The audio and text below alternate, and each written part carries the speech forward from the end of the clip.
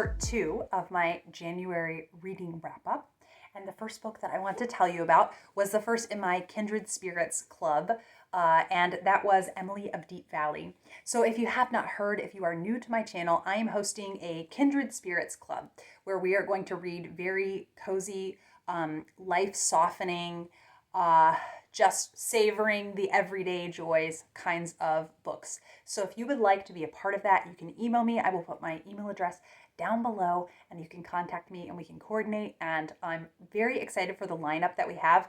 In the month of March, we're going to be reading The Railway Children.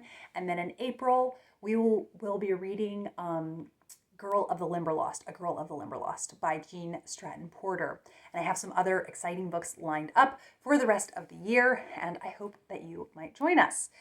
So Emily of Deep Valley, this is only my second time reading it. I never read this growing up because I was just too scared to read a book outside of the regular Betsy Tacy series, and I think I really missed out. Emily is a lovely book, and it was so nice getting to discuss this. There were around, I think, 35 people at the discussion, and I think everyone loved this book. It was kind of unanimously loved, and I think that Emily is a character that it's very easy to see yourself in. She is not this life of the party.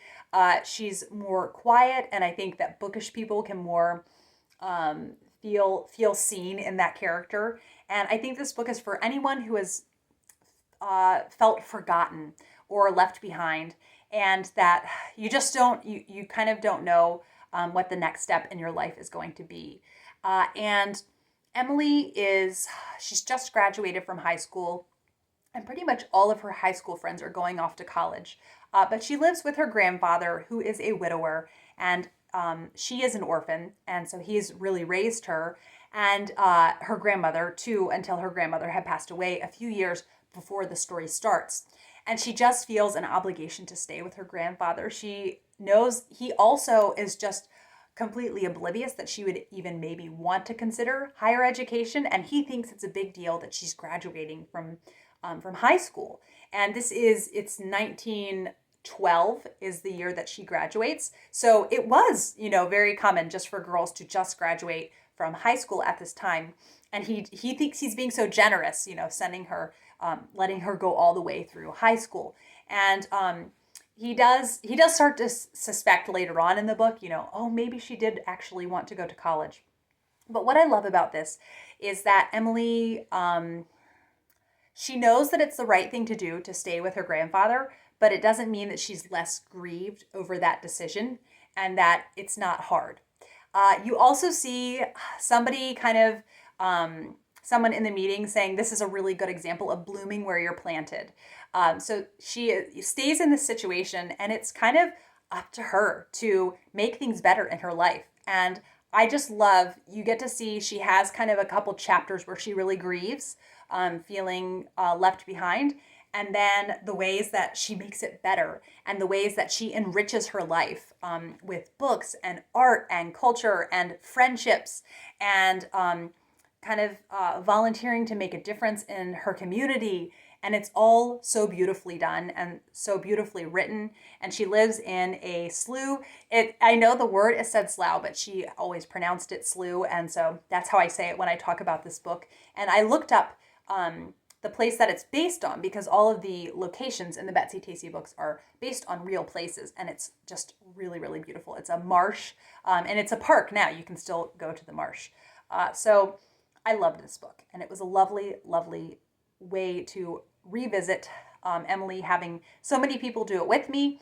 And then I'm still continuing my reread of the Betsy Tacy series. And ironically, this one, I read it actually at the exact moment where I had a break with Betsy Tacy. So it is right in between, it's Betsy and Joe, which is Betsy's senior year, and then Carney's house party, and then Emily of Deep Valley, and then the next one will be Betsy and the Great World. So it was very fun to read this at the exact right time in the series, and I am really excited, but also terrified of finishing the Betsy Tacy series again, and I'll probably just start rereading it again after that because I love it so much. And then I listened to the second Vanderbeakers book, which is The Vanderbeakers and the Hidden Garden. And I listened to this with Peter, and he is really loving this series, and I like it. My hang up that I have is I really don't like the plot of a children's book being about a big secret that the kids all keep from the adults. And that happened somewhat in the other one, and I didn't like it in there, and it happens even more in this one. And it's very kind of ends justify means. Like, well, we're doing a really good thing, so it doesn't matter all of the lying and keeping secrets that we're doing. And then at the end, once everything comes out into the open, it's not ever addressed. And so I don't like that message that it's sending to kids, because kids cannot be trusted to be the judge of whether a big secret they're keeping from their parents is actually putting them in danger. They just aren't old enough to know that. And so I don't like that. And I'm really hoping it doesn't happen again in the third one. I felt in the first one, when it did happen, that at least it was addressed at the end, like, you shouldn't have kept this secret from us. And in this one, it wasn't. So I don't know how the pattern is going to go.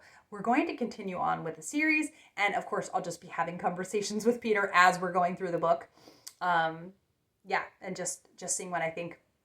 Okay, a couple secret TBR books that I did finish. So I had said at the beginning of the year that with my reading goals in the past, whenever I make a big reading goal TBR at the beginning of the year, I inevitably fail. And so this year, my plan was to have a secret TBR and just tell you about the books after I've read them.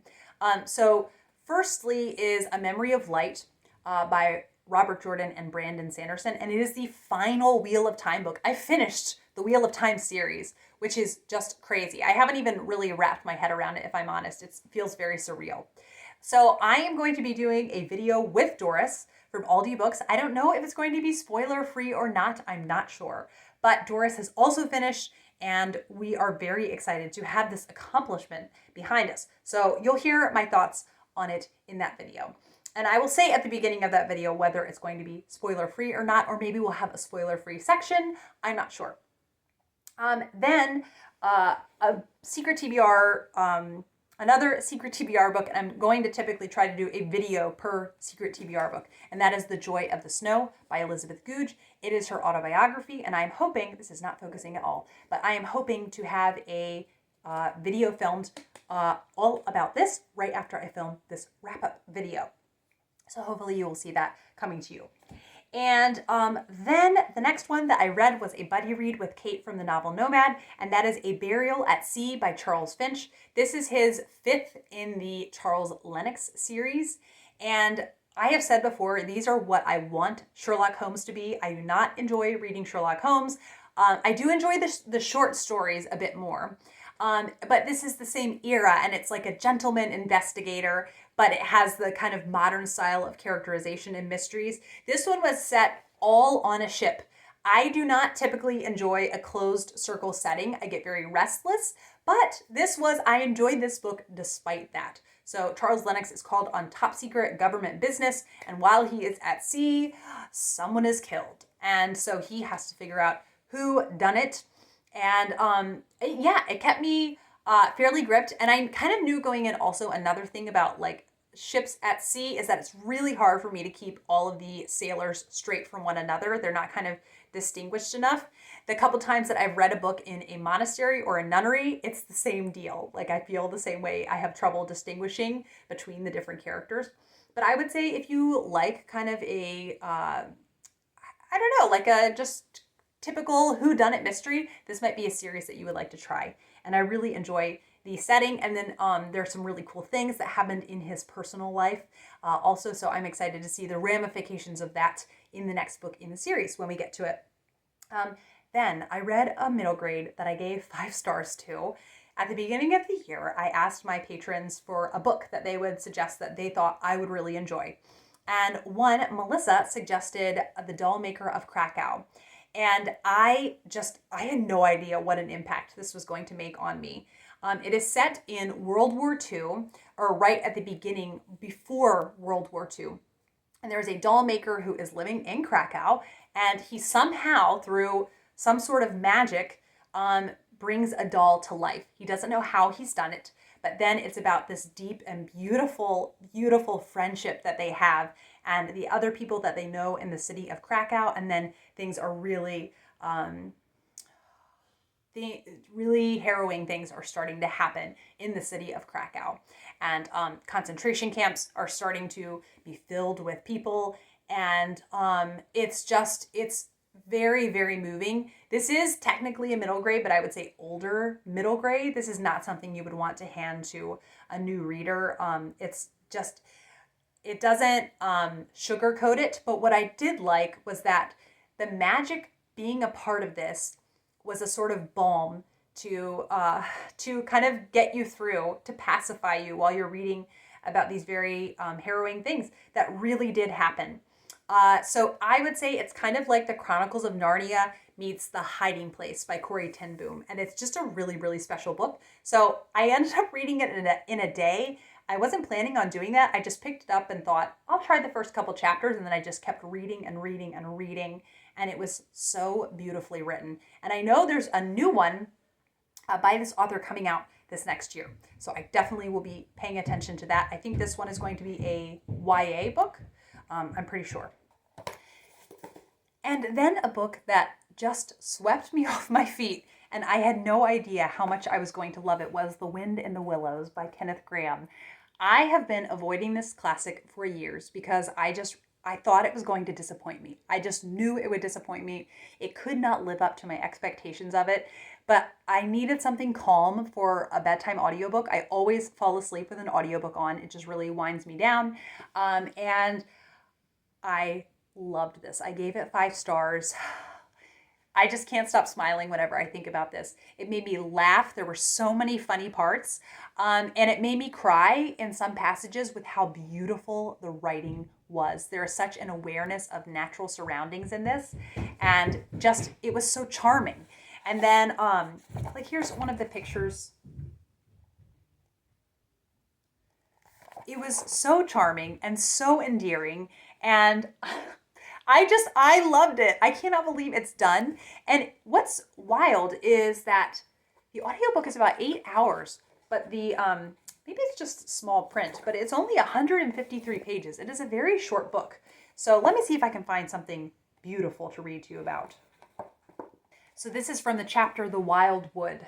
It was a cold, still afternoon with a hard, steely sky overhead when he slipped out of the warm parlor into the open air. The country lay bare and entirely leafless around him, and he thought that he had never seen so far and so intimately into the insides of things as on that winter day when nature was deep in her annual slumber and seemed to have kicked the clothes off. Copses, dells, quarries, and all hidden places, which had been mysterious mines for exploration in leafy summer, now exposed themselves and their secrets pathetically, and seemed to ask him to overlook their shabby poverty for a while till they could riot in rich masquerade as before, and trick and entice him with the old deceptions. It was pitiful in a way, and yet cheering, even exhilarating. He was glad that he liked the country, undecorated, hard, and stripped of its finery. He had got down to the bare bones of it, and they were the play of he had got down to the bare bones of it, and they were fine and strong and simple. He did not want the warm clover and the play of seeding grasses, the screens of quickset, the billowy drapery of beech and elm seemed best away, and with great cheerfulness of spirit he pushed on towards the wild wood, which lay before him, low and threatening, like a black reef in some still southern sea. Good gracious. So I was telling my husband that this feels to me like Jeeves and Wooster with animals in the countryside. Very much kind of hijinks ensue while you read this. And just what an endearing special book.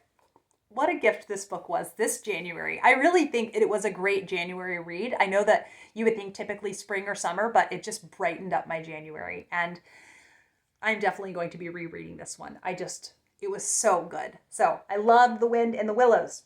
I don't know if you can hear the running in the hall out there, but I always put on a movie when I'm going to film. And Arthur has gotten so sensitive and tenderhearted. I put on Ramona and Beezus, and I thought that would be kind of low-key enough. But he keeps running to his room because it's also the like high stress scenes when maybe a kid is going to be in trouble that he doesn't like to see. So there he goes again. I don't know if you heard that. I feel bad. I thought it was going to be a very low-key movie. Anyhow, the next book that I read was a really fun, cozy mystery, and that was Evan Help Us by Rhys Bowen. This is the second in the Constable Evan series by Rhys Bowen, and it's set in a small town in Wales. And I just love this. Like I've said, that if this were a TV series, it would be Doc Martin. It has such a very similar vibe to it. So you've got just all of the small town gossip, and then the single ladies in the town vying for Constable Evan's attention, because it's a small pond in this little town that he lives in. What is the name of the town? Landfair. And so he is the most eligible bachelor in the town. And just a really fun, cozy mystery series. I went ahead and got the next one on hold through the library, and I think there are only 10 in the series, so this series will pass by very quickly. So those were the books that I read in the month of January. Please let me know down in the comments if you have read any of these and your thoughts on them. And thank you as always for watching, and I will be back with another video soon. Bye.